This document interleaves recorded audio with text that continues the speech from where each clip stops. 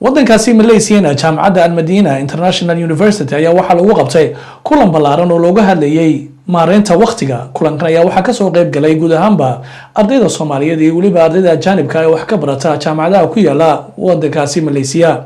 faafahinta warkaasi waxa eegaya wariyaheena Axmed Abukar Azari.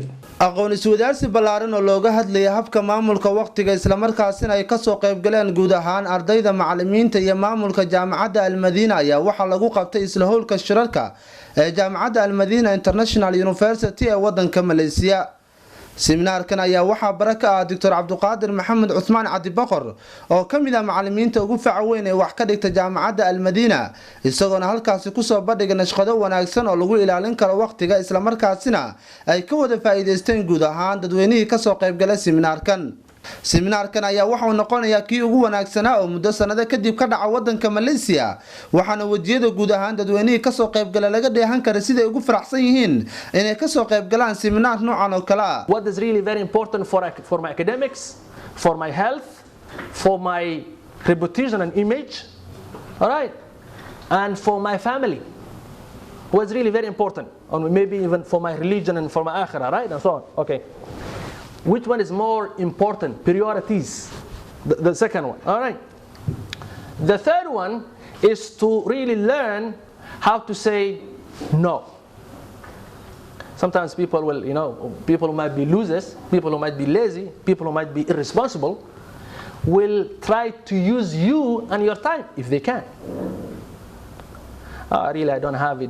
Can you do this assignment? In the student life, it's very important. We come together. There's a group assignment.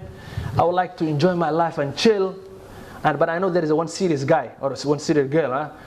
I really, can you do all of that? And you just give me very small portion I can present. All right, so that person I know, even they know that I'm a lazy, that I can compromise about few marks, right? But I know that they cannot. So I would say, if you don't want to do it, forget about it. I don't want to do it. I can. Since they are very serious and I know they are serious, they will do it, and they will do it for me. At the end, then they will give me the small portion that I have to present. Marks gain, everything. Alaikum salam. Marks gain and everything done. All right. But having the skills of saying no will improve your life, will reduce your stress, depression, time pressure, feeling uneasiness. All of that will be removed. If I can do, I will say yes, I can do, and I'll do it for you. If I don't have time for that, I will tell you on your face, big no, I can't do it. All right, some people will be a little bit more harsher by saying no, and some people will be more diplomatic, using the words and statements. But the bottom line has to be very clear signal. You should not say, I'll see it, or I will try, giving a hint that you might do it, so that the person will say, since he did not say no, I know he did not say yes, but he also did not say no. So he said, I will see it, I will try it, which means there is a chance of him doing the thing.